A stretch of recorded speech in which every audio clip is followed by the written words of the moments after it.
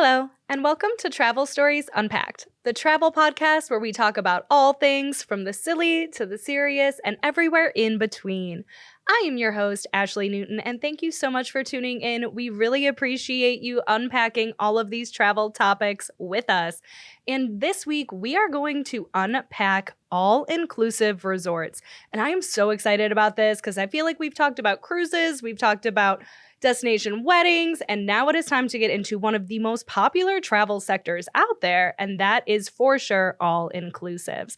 And I would love to welcome to the show our guest, Anna Corsetti. So welcome, Anna. Thank you. Happy to be here. And Anna loves all-inclusive. She is all about all-inclusive resorts, has been to a bunch, so you are just the perfect guest for this topic. And if you've been watching our show for a while and you think, Corsetti, that sounds familiar, it's because your husband was one of our first ever guests on the show. Sure was. So I'm so happy that we get like the full set. Like, this is so exciting. The unfiltered version. Yes. No, I have heard, and I'm so excited. We're going to have so much fun. And Doug came on the show, and he talked about when you both went to an all-inclusive for your destination wedding. So if you want to hear all about that, if you didn't catch that episode, we'll go ahead and link it in the description. But we're going to do an even deeper dive today. And if you're a travel agent who's tuning in that wants to know a little bit more of the educational side of knowing how to find the best all-inclusive resort for your client, KHM Travel did a video on that as well as part of our travel agent tip series. So we'll go ahead and link to that in the description. But Anna, let's get into the good stuff. So can you just sort of tell me about your first introduction to all-inclusive resorts? Yeah, so I think our family's been doing all-inclusive resorts since I was really young. So the first destination we went to was Cancun, Mexico, and I was about 8 years old. And it was unbelievable. So would you say that was like your family's vacation style, or did you guys travel a lot? Yeah, so our vacation style is very much all-inclusive. I was born in Serbia, so we've traveled overseas. And honestly, like local for our family, it was more cost effective to do an all-inclusive than it was to go somewhere stateside. I mean, we have a pretty large family, so for us, it just made sense. And that's kind of what we stuck with. I totally get that. And that's so interesting to me because I didn't grow up doing the whole all-inclusive thing, but I have found that I tend to sort of move away from the travel style that I was brought up in. And I've heard that a lot from people on this podcast as well. So what was it about experiencing it as a kid that sort of endeared you to this type of vacation style? Honestly, like the freedom. Like, hey, I'm hungry. Go grab a burger. Hey, I want some ice cream. Let's go grab some ice cream. And it was just, you didn't have to worry about it. It wasn't a formal, all right, let's go to the beach. Let's get ready. Let's go to dinner. Yes. And our families just isn't like that. We're really go with the flow. And like the resorts allow that flexibility, especially with young kids. So. Well, and I could totally see the appeal of getting to experience that as a kid and looking back on that so fondly and then just wanting to take it to the next level and continue down that sort of path as a traveling adult. So where all have you been? I know you said your very first one was Cancun, Mexico, which I feel like is almost like the mecca of all-inclusive resorts, right? Yeah, for sure. So we've traveled a lot through Mexico. So Cabo, Puerto Vallarta, Cancun. Let me think. Punta Cana was a good one. Jamaica. And I feel like Bahamas. that's like really, I think, where all-inclusives, if that's the sort of experience you want, it's definitely Mexico and the Caribbean, like that you're going to find them most prominently.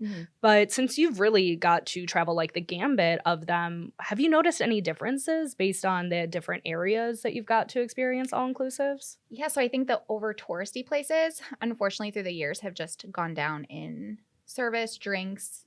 You know, Gotcha. The hype is really so kind of what would there. be like over touristy to you that you've experienced? Cancun. Yeah. Yeah, Cancun has a lot to offer, but however, I think the caliber of hotels that you stay at is really important. So looking at all-inclusive in general, I think is great, but you have to look at like the small print and what it has to offer and the drinks and what kind of package you're getting, because it's great that it's all-inclusive, but sometimes the food and the beverages don't really hold up to that hype. Okay, so many thoughts right off the cuff, but I think you've said some really important things. And the first one is like, you have to do your research and look at that fine print. And I think that even goes into like, how old is this resort? When is the Exactly. last time that it was updated or remodeled? Especially, I just went to Cancun for the first time, and one of my coworkers there, because it was a work trip, Mhm. was explaining to me like how serious the wear and tear is when you're right on the beach like that, which of course makes so much sense, right? I mean, you have the salt water and the wind and the erosion and all of that, but it just never even occurred to me how much upkeep would really have to go into a beachfront property. But on the other side, on the flip side of that, the newer hotels I find are lacking in structure and guidance. So, like for our honeymoon, we went to Jamaica, we went to a brand new resort. It was open less than a year and we had a terrible experience, right? So, it's because they were just so new. Okay. But also, like you have to find the middle Yeah, ground on that for one, I sure. think. Yeah. So, Right. not too old, but also not brand new. Okay. I kind of feel that way about anything that's brand new. Like I'll see like these like new cruise ships or something come Yeah. out, and while I'm really excited, I kind of don't want to be your guinea pig in Right. a way. Yes, Like let's exactly. some other people go through, and then like a year or two later, like that's Yeah. when I'll roll up, hopefully. For sure. Yep. Agree. The other thing that you mentioned about like the food and drinks and just quality, I would say that that is one of the biggest hesitations that you hear from people as to why they don't want to go to an all-inclusive resort is the quality of the food and the quality of those sorts of things. And I gotta admit, like, I think there is kind of something to that. You can find some really just like mid-level options. And if you are somebody that loves to try new food and destination, you might be disappointed. Yeah, so I think looking at like the packages of all inclusive, like some offer food and drink, some just offer drink and food. Like Aruba, you can get like a drink package or do food and drink. So it really depends on what you're looking for. But I mean, I don't know how many times I've gone to Mexico and like I want really good fresh fruit and it's just that resort, like it's the wrong time of year. So you have to like kind of do your research because the food is good. It's just, I think the timing is Yeah. even more important. I think the other thing about all inclusives, at least the ones that I've been able to experience, is they have actually like a lot of dining options, and people might just default to, well, the buffet. The buffet is always open. And in my experience, I don't care where you are, the buffet is going to be the worst option available. I'm a buffet hater though. I will hate on buffets every day for as long as I live. Like I get that it's like nice to have options, but it's not going to be the freshest. It's usually not very flavorful because they're like pandering to the masses. You know what I mean? Or do you love buffets? So here's the thing. I hate buffets by nature, but I feel like when we go on vacation, like the buffets, sometimes if they have like a grill station, so I will pick out my protein, they'll Ooh. grill it in front of me. I'll pick out my veggies. So it's like the healthiest option where if you go to a lot of all-inclusive resorts, they have the same kind of restaurants. Like here's your French, here's your Italian. They here's do your, always have a French restaurant. yeah, or like hibachi, right? Like they have a little bit of everything. So it's like the same food. And sometimes like the buffet, like they'll offer, where did we go? I think it was in Jamaica, and they did like a seafood buffet where they had like fresh lobster and crab, and it was just like this beautiful spread and it was all fresh. So I think in general buffets get a bad name, but in certain like all inclusives, like they're probably the best option. No way, Yeah, that's just been really? that's been my That's so experience. interesting because I've really only vacationed at an all-inclusive one time. Oh my I've gosh. got to experience some for work or whatever, but a true vacation only once. Yeah. And it took us like, I don't know, 3 days or something. And then I think it was my brother who was like, I found the spot. Like I found the spot with the good food. And we went there like pretty much every day for lunch for the rest of the time we were there. Because it was, they weren't trying to do everything. They were like, we make tacos right here. You can get a taco. And they were the best tacos. And they were so fresh and like they tasted delicious. So I think it just took us a while to kind of navigate and found what we liked. For sure. You know what I mean? So I think that's another tip for trying to improve or elevate your food experience at an all-inclusive. Yeah, but it also does take, like you said, day 3, right? So Yeah. think about a lot of the resorts, they're so big. Right. So like by the time you walk around and you figure things out and kind of peek into the restaurants and really find like what they're about, it takes a few days, right? To get your Yeah. bearings. And then I don't know, a lot of the places that we went to, they would have, especially like for lunch for the all-inclusives, like they would be making fresh guac and fresh pico like right in front of you. So you Ugh. would be like poolside and they would just grill and make food on the beach. So That sounds so good was though. amazing. Like that is the sort of experience that like I am all here for. Yeah. Like that sounds absolutely amazing. But I think that another thing with all inclusives and like people ragging on the food quality or whatever is going into that larger question of value versus cost. And I think that that's a big thing for me. And I talked about this on the cruise episode when I was talking about getting a drink package. It's not necessarily about making sure I get the biggest bang for my buck. It's convenience, it's ease.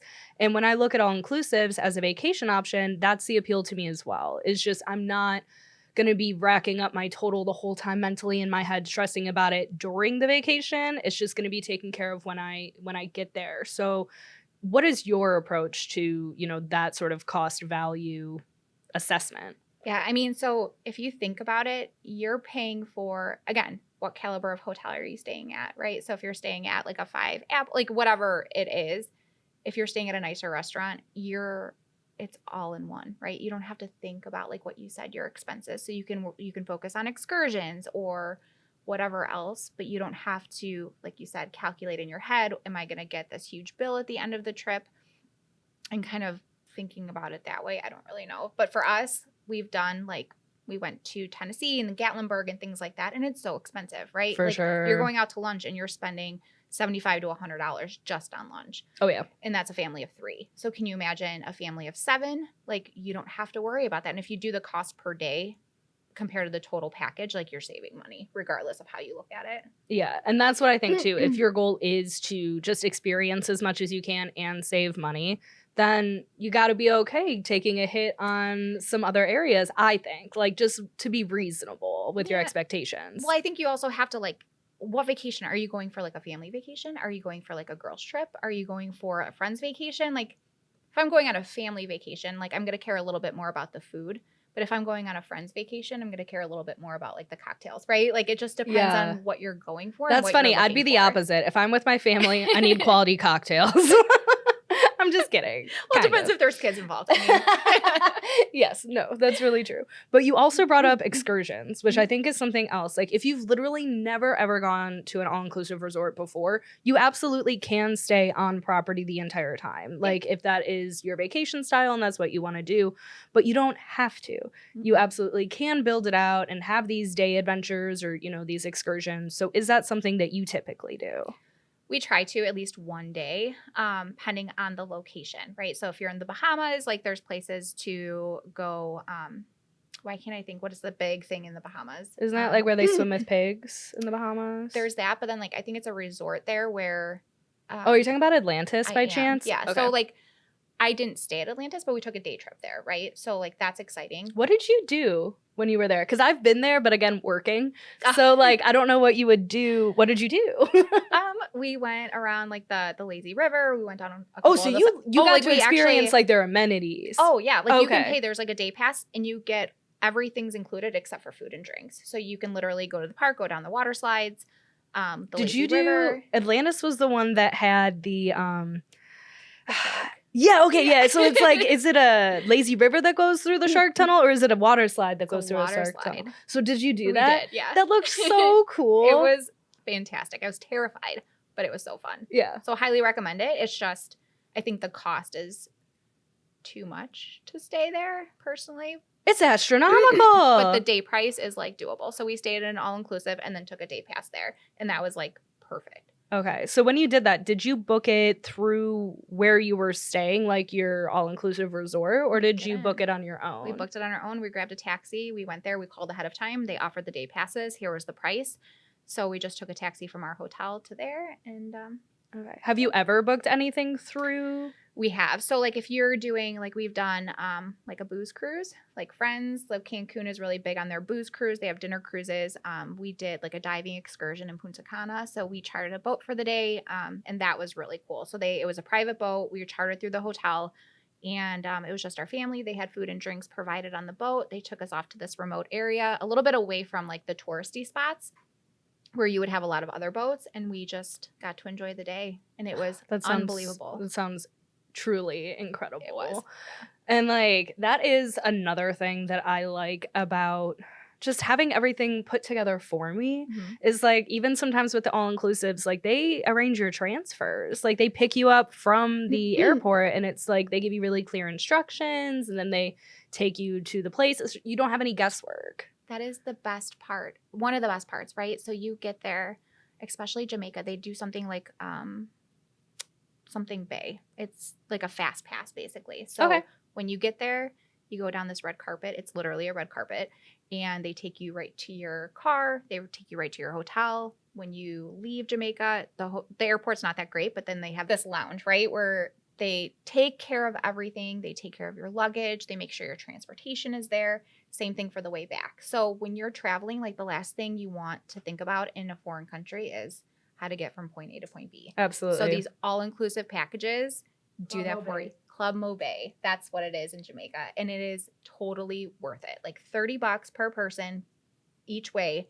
And it is the best $60 you'll ever spend. Yeah, because it's air conditioning, right? The rest of air the airport is conditioning, not. Coffee, cocktails, food. It gives you a place to charge your phones. You can watch TV. It's just a place to unwind, especially if you have, like, you know, when you leave the resorts in the morning, you're leaving at 9, 10 a.m. Mm-hmm. and your flight might not be till the afternoon, right? So having a spot to just kind of relax and have everything taken care of for you is priceless. So when it does come to like setting like your budget, do you always plan your excursions ahead of time so it's still like in theory like one ticket price to you? So not necessarily, no. I think we'll look to see what the hotel has to offer, and then a lot of times when you book that you might get hotel credits. So depending on the all-inclusive, we've gotten like $200 worth of like hotel credits, which we kind of look and see what they offer, whether we use that in a spa or an excursion. So it's kind of like I never thought about that. That's interesting. And I like that too, because like I'm trying to be a little bit more spontaneous in my life. I really struggle with that.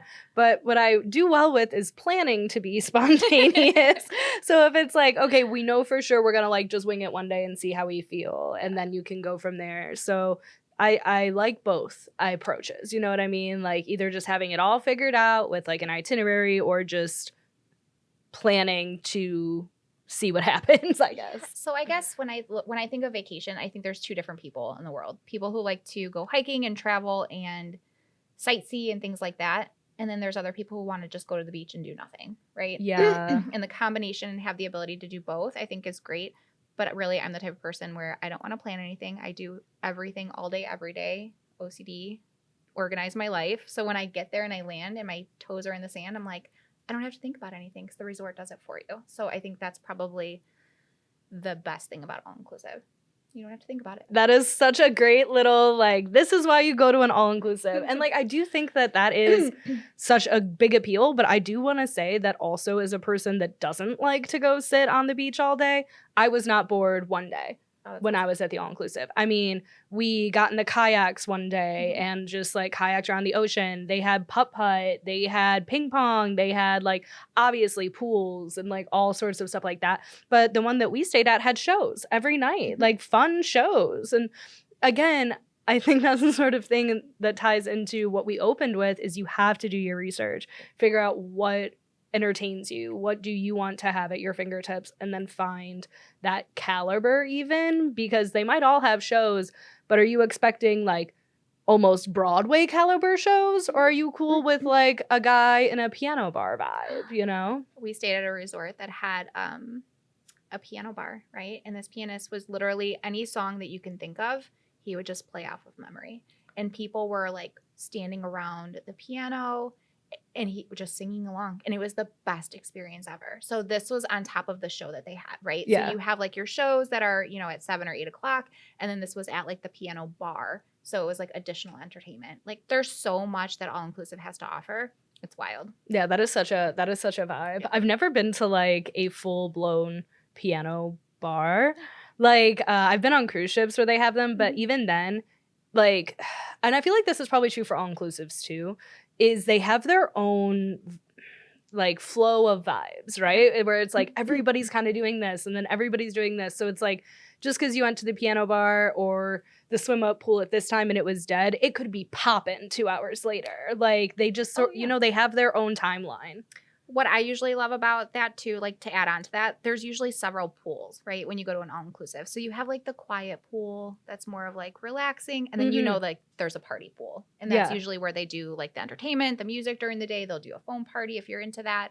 Or they'll do like kids activities, right? Where it's just fun and games and water aerobics, which is always fun to watch. I've never joined. It is great people watching. But so like that's the beauty of it. Do you want to read a book and relax by the pool? Or do you want to, you know, have some fun and play some games poolside? So it's nice either way. Yeah, I would probably be more like trying to find the games and everything else like going on.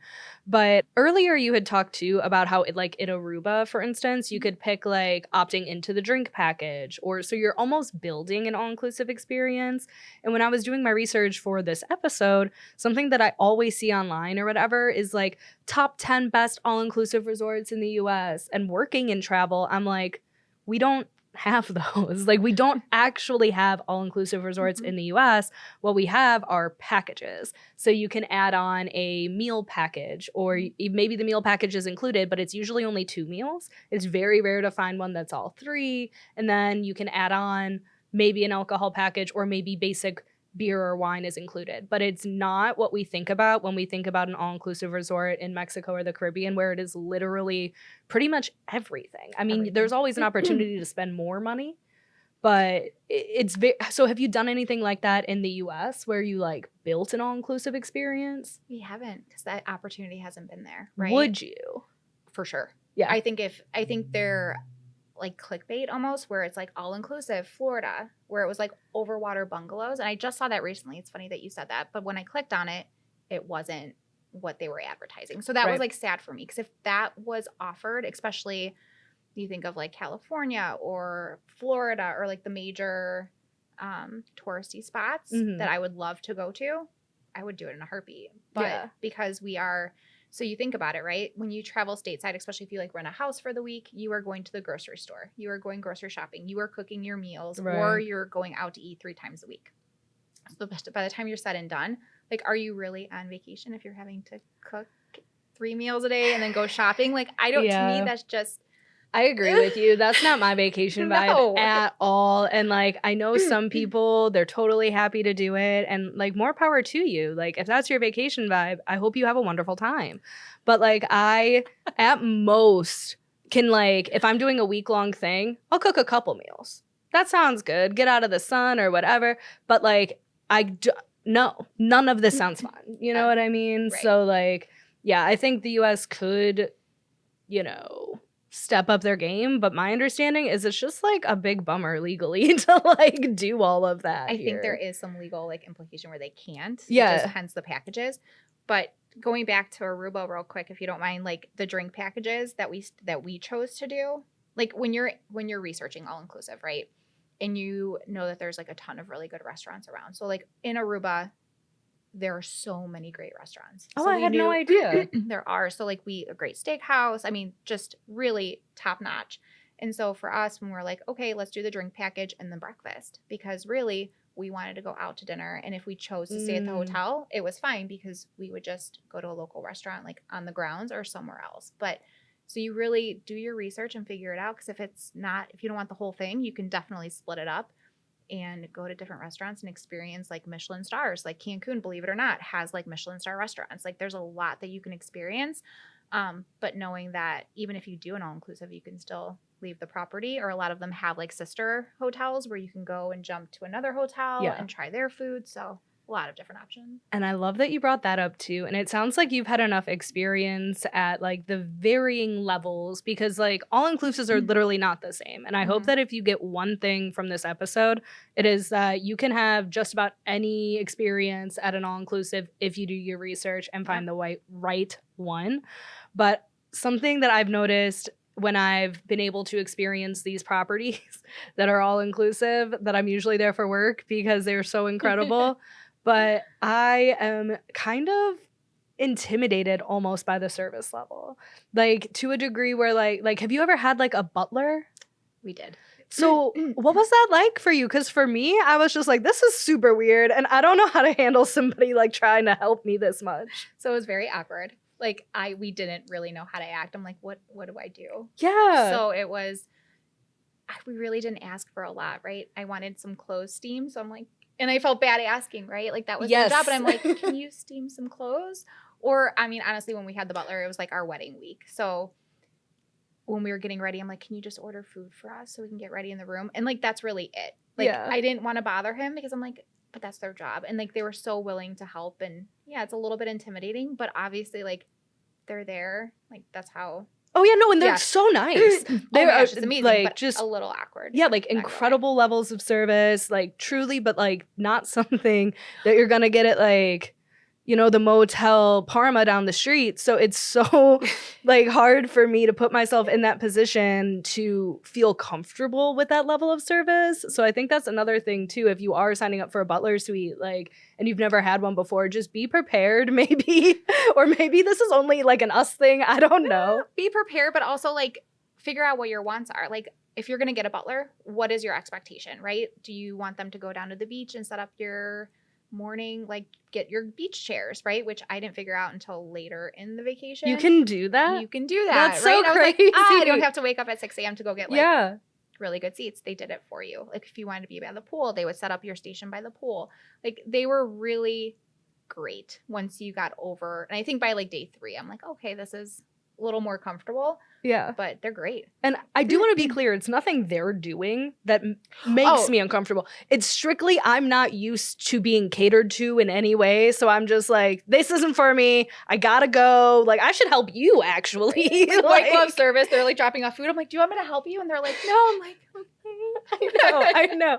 So like I will say that is something that's really cool. And again, varying levels. Like not all inclusives are gonna have that same like truly incredible caliber of service, but it is definitely out there. Like you will feel like royalty. Absolutely. And that's the beauty of it. Do you wanna be catered to hand and foot? You can book that. Do you want to be left alone but have all of your meals there and things like that? You can absolutely do that. Like it's your level of not commitment's not the word. It's your level of like engagement, basically. Yeah. Like how I'm engaged definitely you wanna more be. so like the second one. Like I like knowing like I love the idea of having, oh, this is who you go to if you have questions. Like the one I was at, we were literally WhatsApping.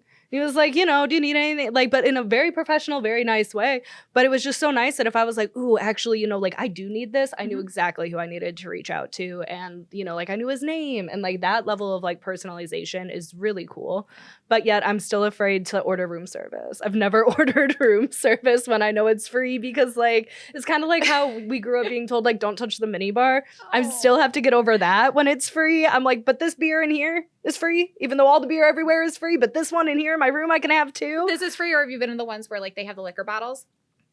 Last time I was at one, they literally brought me a bottle of vodka to my room for free. So the one resort we stayed at had like a turning machine of like 4 different bottles. And they were all like flipped and they were ready to pour like in our room. And those you had to pay for? No, that was part of the all-inclusive. See, I still don't get it. That's insane. I mean, it's fun. It's just Yeah. No, that's so cool. Yeah. So like I think my homework from this episode is going to be to try to experience a all-inclusive resort like a vacationer. Do you know what I mean? Like just not feel so afraid to like take advantage of all of the services that they provide. Like that's why they provide them. It's okay to do it, but I have this mental block from just growing up that I'm like, nah, man, it ain't really free. That's how they get you. Right after like COVID, right? So like when we started flying in, we went to Cancun for my husband's 35th. Dare I say that? He's 35. He's older than that now. But we ordered a bottle of vodka. They brought it to our room. We got all the washes, all the glasses, and like our whole group met in our room and we just kind of hung out there. That like, sounds so like fun. they're very accommodating. So even if you don't want to go to the bar, but you still want a bottle of vodka and booze, like they'll bring it up to you. So like there's so many options in all inclusive. You just can't be afraid to ask. If they say no, okay, fine. Yeah. We'll go downstairs. But you're gonna bring up vodka and all of this for me? Perfect. Yeah. So it was fun. So I have one last question. I know we're going a little long here, but since we're talking about the incredible level of service, I do want to ask about tipping at an all-inclusive. Sure. Because that is something I struggle with. I always want to be a good tipper. I always want to show appreciation there. But then it's sort of like, oh, well, it's included. And what do you do personally? So that's really funny that you ask because we have we actually do a really fun thing. They love $2 bills. I've heard this, but like, is that real? Somebody please comment and let us know. So it's a real. You have to go to the bank and you have to like pre-order them. So we will take X amount of money out in $2 bills, 2s and 5s, and we do tip, right? Like we tip. If it's the daytime bartender, we give them a really good tip for the week, and then we tip at every meal. Like not a lot, not overly intrusive, like, but we do. So even though they're like, oh, no tips, you tip. I feel like I feel not like a lot, that but you too. do tip. And in US dollars, but specifically $2. $2 because they get so excited. If you can find them. So, something else I've heard too is like, especially, and I think this is more for like whoever's taking care of your room, whether it be at an all-inclusive or on a cruise ship, but is like when you tip now is even controversial. Like, do you do it in the beginning, middle, or end? And I guess the discussion around it is if you tip in the beginning, it's almost like a bribe. It's like, well, now you gotta take care of me because I gave you money. Whereas for me, it's just, I want to give you this money before I accidentally spend it. That's the reason I would tip early. So like, do you find that you have like a flow that works for you? I actually do both.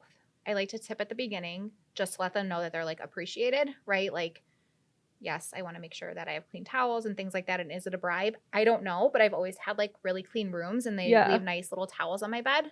So I do tip them before and then I obviously tip them afterwards. You so do? Okay. it just depends. A tip sandwich. A tip sandwich. I mean, break it up in two, right? If it's controversial, before, after, just do both. And I don't know if it's controversial or if I'm just so like, that's my algorithm, right? It's just all travel content in the nittiest of grittiest corners of the internet. I don't think either way is wrong. I think whatever works for you, and they appreciate it either way. Yeah, I'm a tipper in general. So if you're in a position that you're like, people never tip me and I should get tipped, let me know. Like, I just found out that like about in the hotel episode, people I was supposed to be tipping, and I was like, God, I'm mortified. So it's like, it's hard sometimes if you don't know, if you're doing something for the first time. Well, it's weird too because so in the Caribbean and all-inclusives, I think tipping is very much like okay and almost not expected, that's the wrong word, but they appreciate it. Yeah. Where if you go over to Europe, right, not really the thing because their daily wage, it's like included. So they don't really expect tips. So it's really do your research. But if you're going to the Caribbean, throw a couple dollars down. Yeah. Much appreciated. Well, and then I know there are even some brands that have like very strict policies on whether or not they technically allow their staff to accept tips. So to close it out, I just want to go back to do your research, right? Yeah, do your research. And I mean, honestly, if you don't feel fully equipped to book your all-inclusive after this, I don't blame you. But I do recommend call travel agent. Find a travel agent. You know, they will really help you sort through all those options. 100%, because a travel agent will take care of all of the busyness, and then you get to go there and just not have to plan or think about another thing. It's the best way to go. Yeah, I love it. Any closing advice for people looking to do an all-inclusive vacation? Just do it. I love it. Just do it. Just do it. You won't regret it, especially if you, again, do your research and find the one that works for you because there are just so many options out there. Agree. So thank you, Anna, so much for coming on the show. I hope you had a good time sharing your love of all-inclusives. I did. Thanks so much for having me. It was really great. Of course. And then thank you, everybody, for tuning in. If you have any questions or opinions about all-inclusives, we would love to hear them. So go ahead and drop them in the comments or share them anywhere on social media using our hashtag #TravelStoriesUnpacked. And then don't forget to keep coming back on Fridays where we're going to keep unpacking all things travel. This podcast is brought to you by KHM Travel Group, a leading host agency for independent travel agents. Go to khmtravel.com to learn more.